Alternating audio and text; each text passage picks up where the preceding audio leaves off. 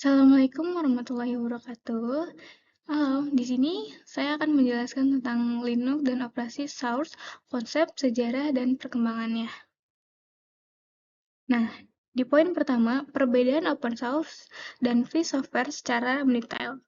Di sini menjelaskan dengan kode open source-nya. Open source interface mendefinisikan open source software atau sering disebut dengan OSS sebagai perangkat lunak yang kode sumbernya tersedia untuk umum, sehingga siapapun bisa dapat melihat, mempelajari, memodifikasi, dan mendistribusikan kembali perangkat lunak tersebut sesuai dengan ketentuan lisensi. Jadi, dia tuh bisa banget dipelajarin lagi, dimodifikasi lagi, dan bisa dilihat-lihat banget tuh kode-kodenya.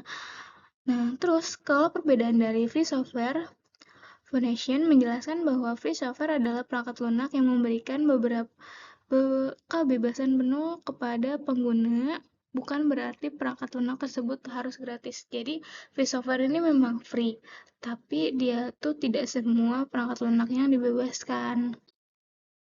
Perbedaannya menurut Free Software Foundation atau FSF, sebuah perangkat lunak tersebut free software apabila memberikan 4 kebebasan utama, yaitu bebas menjalankan program untuk tujuan apapun. Kedua, bebas mempelajari dan memodifikasi program. 3, bebas mendefinisikan salinan program kepada orang lain. 4, bebas mempelajari serta mengembangkan hasil modifikasi kepada masyarakat. Nah, perbedaan utama keduanya terletak pada fokusnya open source berorientasi pada metode pengembangan dan kualitas perangkat lunak melalui kolaborasi, sedangkan free software berorientasi pada kebebasan dan hak penggunaan dalam menggunakan perangkat lunak. Walaupun beda, di sini banyak banget ya pendekatan keduanya sama-sama berkontribusi besar terhadap perkembangan teknologi ekonomis perangkat lunak modern. Sama-sama saling membutuhkan antara open source dan free software. Kedua, menjelaskan tentang detail sejarah kernel Linux.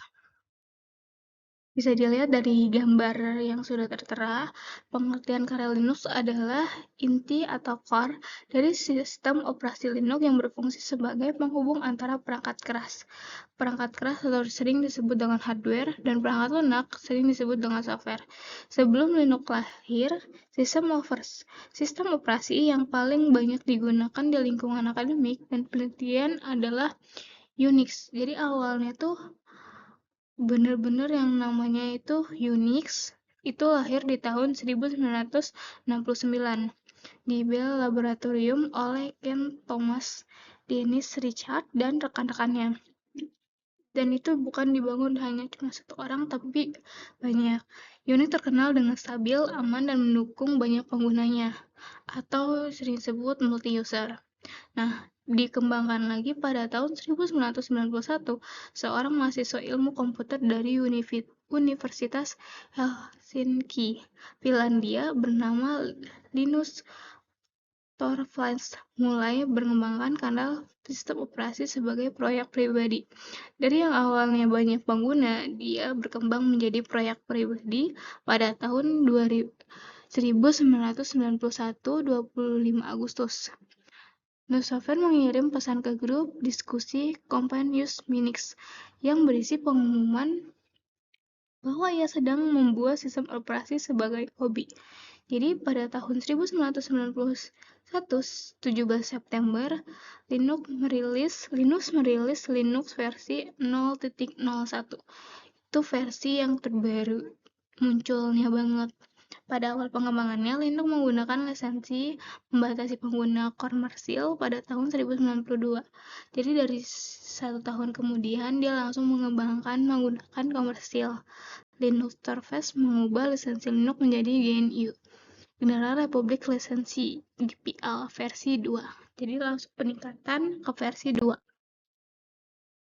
Nah, perkembangannya distribusi Linux dan perkembangan Linux hingga sekarang. Jadi distribusi Linux dari awal, contoh distribusi Linux yang populer itu ada Ubuntu, Debian, Fedora, Arch Linux, OpenSUSE. Setiap distronya memiliki tujuan dan karakteristik yang berbeda-beda.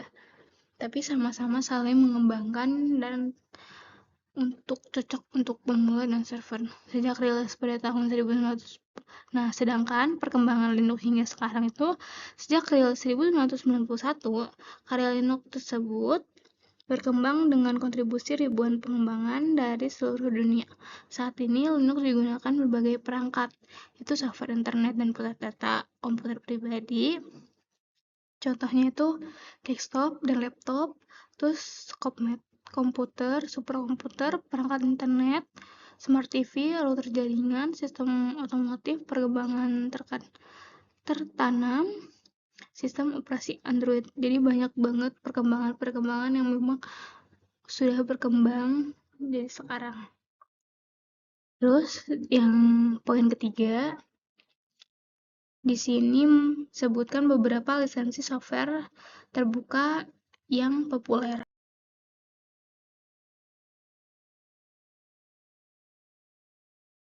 Nah, dilanjut untuk pembahasan lisensi software terbuka. Lisensi software terbuka, open source lisensi, aturan utama hukum yang mengatur bagaimana sebuah perangkat lunak dapat digunakan, dipelajari, dimodifikasi, dan didistribusikan kembali. Jadi sama kayak yang waktu pertama tadi, poin pertama, di sini banyak banget tuh si bentuk-bentuk logo Linux atau logo Windows. Jadi di situ ada GNU, General Public License, merupakan salah satu lisensi open source yang paling terkenal dan dikembangkan oleh Free Software. MIT lisensi adalah lisensi open source yang sangat sederhana dan primitif. Lisensi ini memberikan kebebasan hampir tanpa batas. Nah, terus apa sih lisensi? Lisensi ini bersifat permisi seperti IMT. Nah, terus ada lagi PSD lisensi, Berkeley Software Distribusi, merupakan lisensi yang berasal dari proyek Berkeley Software Distribution. Poin kelima, Mozilla Public License MPL 2.0. Lisensi ini menggunakan pendekatan peer copyleft, yaitu file yang dimodifikasi saja yang wajib dibuka dengan kode sumbernya. Jadi kalau untuk si Mozilla Public License itu sangat amat berbeda dari yang lain. Dia harus dibuka dengan kode yang memiliki sumbernya. Poin keempat, sebutkan beberapa desktop ornament atau manajemen yang terkenal atau populer di Linux. Nah, pengertian desktop, DA, atau Windows Manager. Bisa kalian baca sendiri, desktop environment DE adalah antarmuka grafisi lengkap pada sistem operasi Linux yang dapat berinteraksi dengan komputer secara mudah. Nah, sementara itu juga Windows Manager adalah bias komponen yang hanya bertugas mengatur tampilan dan posisi di dalam aplikasi, sehingga lebih ringan dan biasa digunakan oleh pengguna tingkat lanjut. Terus Windows Manager (WM) yang populer adalah perangkat lunak yang sistem operasi yang bertugas mengatur tampilan, posisi, aturan, perpindahan, perilaku, jendela aplikasi di layar desktop yang menyediakan antarmuka, menu, ikon, panel, pengolahan film, file, dan aplikasi bawaan. Nah, di sini juga udah ada poin-poinnya tentang penjelasan desktop environment terpopuler. GNU desktop environment yang memiliki tampilan modern, sederhana, minimalis, dan mudah digunakan. Ini sangat affordable banget karena modern dan sederhana. Terus XFish desktop environment yang ringan, cepat, dan hemat menggunakan sumber daya komputer. Dirancang agar dapat memberikan pengalaman desktop yang lengkap meskipun dijalankan pada komputer. Mate desktop environment yang merupakan pengembangan dari Geoman 2. Mate mempertahankan tampilan desktop klasik yang sederhana, stabil, dan ringan. Ini hampir mirip dengan yang kedua, dia lebih ringan. Yang kelima. Yang kedua, desktop environment yang terkenal dengan tampilan menarik, kayak fitur sangat fleksibel. Terus yang keempat, Cinnamon desktop environment yang dikembangkan oleh tim Linux Mint dengan tampilan yang mirip Microsoft Windows.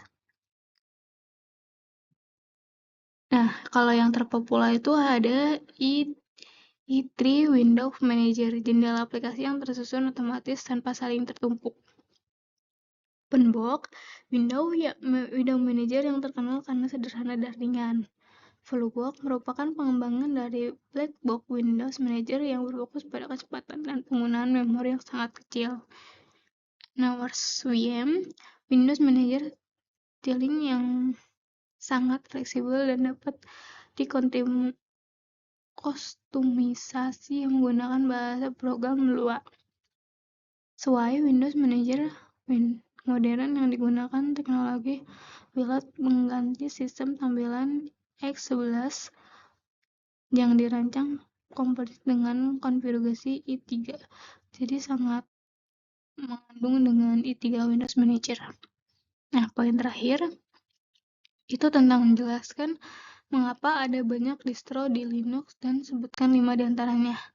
Nah, adalah sistem operasi yang dibangun dari Karel Linux dan dikembangkan oleh sebagai perangkat yang lunak mendukung seperti desktop environment, manajemen paket, device, sentiment, sistem, dan aplikasi. Setiap distro dikembangkan dengan tujuan karakteristik yang berbeda untuk memenuhi kebutuhan pengguna yang beragam. Mengapa ada banyak distro? Nah, jadi banyak banget distro-distro kode sumber Karel Linux dapat digunakan, termodifikasi, dan terdistribusikan kembali oleh siapapun saja dengan lisensinya. Hal ini menunjukkan individu, komunikasi, maupun perusahaan untuk membuat distro yang sesuai dengan kebutuhan tertentu. Nah, banyak distro merupakan hasil dari sifat open source yang memungkinkan siapa saja mengembangkan sistem operasi sesuai kebutuhan. Setiap distro memiliki tujuan, fitur, dan keunggulan yang berbeda, sehingga pengguna dapat memiliki distro yang paling sesuai dengan kebutuhan mereka. Banyak distro yang menjadi Linux sifat open source, sehingga siapa saja dapat membuat pengembangan distro tersebut. Terus Ubuntu, Debian, First, Arch Linux, dan Linux Mint. Mudah digunakan itu untuk Ubuntu, Debian itu sangat amat stabil. Fedora itu menyediakan teknologi terbaru untuk pengembangan.